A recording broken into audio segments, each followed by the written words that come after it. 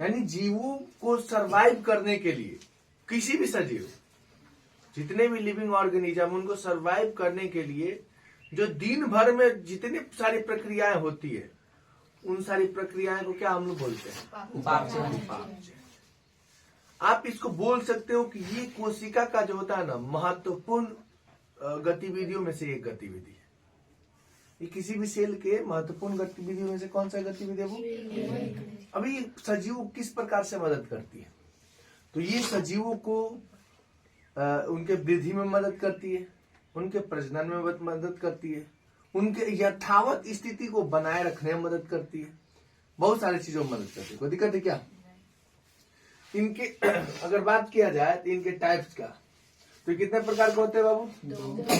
दो। ये कितने प्रकार के होते हैं? दो। एक होता है उपचयन, एक होता है बाबू अपचयन। एक होता है उपचयन, एक होता है अपचयन। एक होता है एनाबोलिज्म, एक होता है कैटाबोलिज्म। कोई दिक्कत है क्या?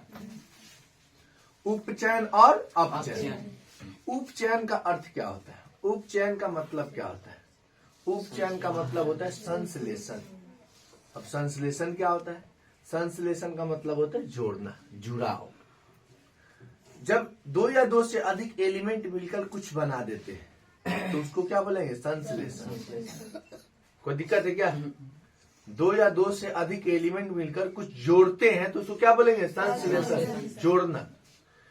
जैसे अमीनो एसिड मिलकर क्या बना देते हैं बाबू? प्रोटीन। तो प्रोटीन किसका संश्लेषण है? तो आप बोलोगे एमिनो एसिड। कोई दिक्कत है क्या? उसके बाद बात करेंगे अपचयन का, कैटाबोलिज्म का। तो अपचयन क्या है? अपचयन का मतलब होता है टूटना, विघटन। जब किसी एलिमेंट से विघटित होते हैं कुछ एलिमेंट, कोई पार्टिकुलर एलिमेंट है उससे विघटित होंगे, टूट जाएंगे, उनका संपर्क टूटेगा, ठीक है, तो उसको क्या बोलेंगे बाबू? अपचयन। क्या बोलेंगे? अपचयन। जैसे ग्लूकोज है, जब ऑक्सीजन से अभिक्रिया करता है, ग्लूकोज का रासायनिक सूत्र क्या होता है? C6H12O6। जब ये ऑक्सीजन से अभिक्रिया करता है तो क्या होता है? ये H2O में कन्वर्ट हो जाता है, CO2 में कन्वर्ट होता है तथा एनर्जी को ये करता है, डेवलप करता है। कोई दिक्कत है क्या? C6H12O6 प्लस O2 क्या बना देता है बाबू? H2O, CO2 और एनर्जी। कोई दिक्कत है क्या? समझ रहे हो सब? तो इसको क्या बोलेंगे? अपचयन। अपचयन के कुछ और एग्जाम्पल आपका क्या क्या हो सकता है बाबू? श्वसन हो गया, पाचन हो गया, उत्सर्जन इत्यादि। कोई दिक्कत है? आगे बढ़े। अगला जो महत्वपूर्ण गुण है लिविंग थिंग्स का, वो है श्वसन। श्वसन को इंग्लिश में क्या बोलते हैं बाबू? रिस्पायरेशन। क्या बोलते हैं? रिस्पायरेशन। यह एक ऐसी प्रक्रिया है जिसके माध्यम से भोजन के ऑक्सीकरण के लिए जो बाहरी आवरण है, वातावरण, वहां से क्या लिया जाता है? ऑक्सीजन। क्या लिया जाता है? ऑक्सीजन। और ये ऑक्सीजन जब ये अभिक्रिया होता है तो क्या उत्पन्न होता है बाबू? ऊर्जा। क्या उत्पन्न होता है? ऊर्जा। तथा कार्बन डाइऑक्साइड का निर्माण होता है। और वो कार्बन डाइऑक्साइड जो है इसी माध्यम से श्वसन प्रक्रिया के द्वारा ही बॉडी से क्या हो जाती है? बाहर निकल जाती है। यानी श्वसन के बारे में आप बोल सकते हो कि श्वसन एक ऐसी प्रक्रिया है जिसके माध्यम से ऑक्सीजन को एटमॉस्फेयर से, जो बाहरी एटमॉस्फेयर है, वहां से ऑक्सीजन को इनहेल किया जाता है बॉडी के अंदर, और जो आपका भोजन का ऑक्सीकरण होने के पश्चात जो आपका CO2 बनता है, उस CO2 को इसी माध्यम के द्वारा, इसी प्रोसेस के द्वारा बाहर निकाल दिया जाता है। कोई दिक्कत है क्या? समझ रहे? समझ रहे? आगे चले। यहाँ पे ध्यान देना, हवा जो है आपका O2, हवा से ले लिया O2 किस माध्यम से अंदर जाएगा बाबू? नाक के माध्यम से श्वास नली से होते हुए फेफड़ा से होते हुए अब खून के द्वारा पहुंचे कहाँ? कोशिका में। कहाँ पहुंचेगा? अब वहाँ पे क्या करेगा? ग्लूकोज के साथ अभिक्रिया करेगा। क्या करेगा बाबू? ग्लूकोज के साथ अभिक्रिया। ग्लूकोज का भी हमने रासायनिक सूत्र देखा C6H12O6। अब उससे अभिक्रिया करेगा। अभिक्रिया करके वो क्या बना देगा बाबू? H2O, CO2 और NO2। कोई दिक्कत है क्या? प्रोसेस समझ में आ रहा है? हवा से हमने क्या लिया? ऑक्सीजन। किस माध्यम से? नाक के माध्यम से चला गया श्वास नली से होते हुए फेफड़े, और ब्लड होते हुए कहाँ पहुंच गया? सेल्स के पास। और सेल्स के पास पहुंचा, वहां है ग्लूकोज, और ग्लूकोज के साथ ये क्या कर देंगे? अभिक्रिया करके बना रहे H2O, CO2 और एनर्जी। अब ये एनर्जी किस रूप में होता है? वो ATP। किस रूप में होता है? ATP। अब ATP का फुल फॉर्म क्या होता है? Adenosine triphosphate. कोई दिक्कत? Adenosine triphosphate.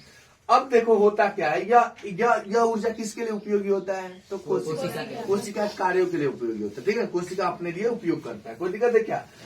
इसको बोला जाता है मानव शरीर की मुद्रा। तो ये क्वेश्चन कई बार पूछा भी गया है।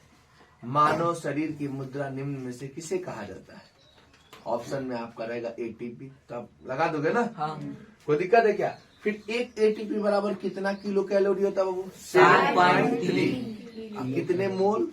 7.3। कोई दिक्कत है क्या? इट मीन्स 1 किलो कैलोरी बराबर होता है 1 मोल। 1 किलो कैलोरी बराबर कितना होता है बाबू? आगे चले। अब बात होगा बाबू पोषण का। क्या? पोषण। ये भी एक जो होता है सजीवों के महत्वपूर्ण गुणों में से एक गुण है। क्या? पोषण। अब पोषण क्या है? ऊर्जा प्राप्त करने के लिए लिए गए भोज्य पदार्थ को क्या कहते हैं? पोषण कहते हैं।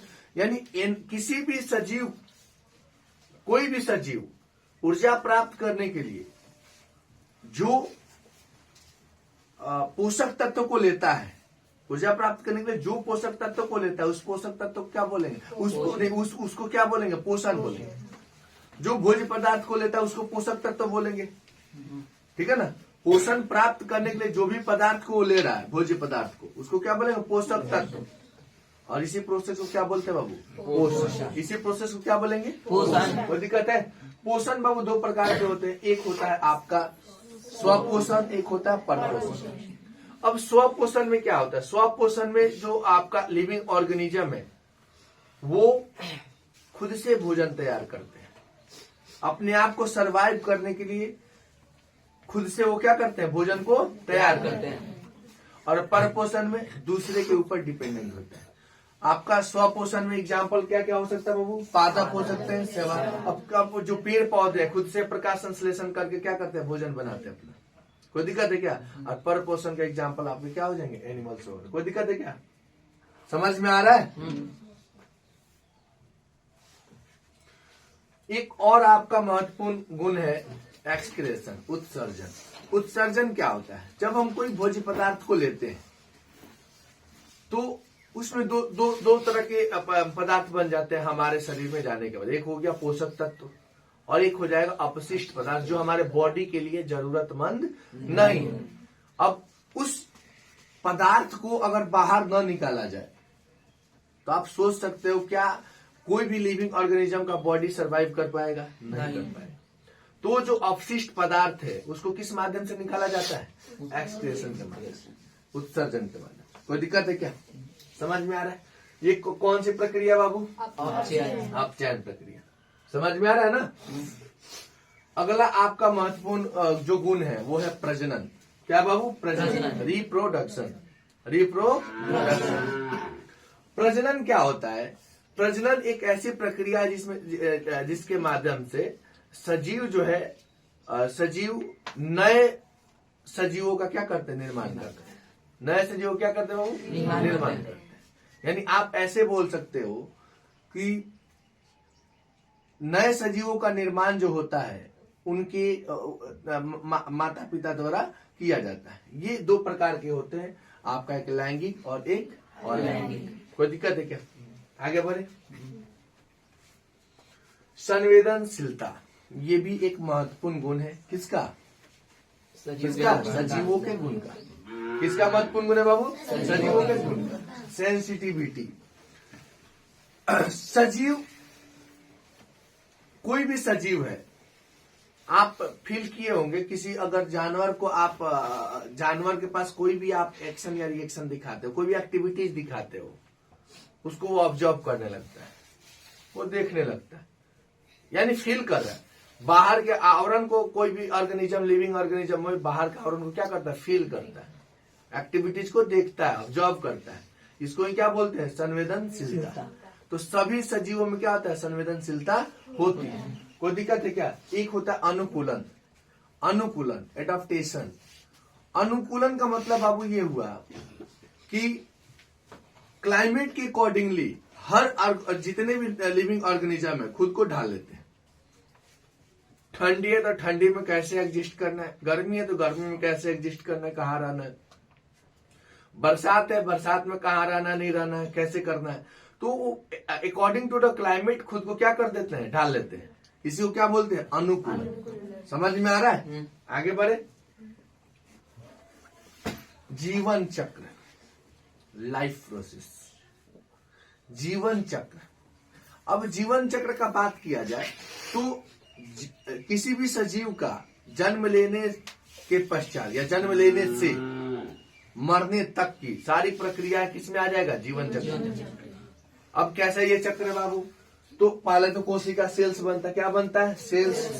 सेल से क्या बना बाबू? भ्रूण। एम्ब्रो। अब भ्रूण से जन्म, जन्म से बचपन, बचपन से किशोरावस्था, किशोर से वयस्क, वयस्क से बुढ़ापा से मृत्यु। तो ये आपके जितने भी प्रोसेस से गुजरा हुआ है, अभी बहुत सारे इसके सब प्रोसेस भी हैं, ठीक है ना? तो ये सारे प्रोसेस क्या कहलाएंगे? इसके जीवन चक्र। यानी आप बोल सकते हो कि सभी सजीवों का एक जीवन चक्र भी होता है। ये भी एक महत्वपूर्ण गुण है। कोई दिक्कत है क्या? समझ में आ रहा है?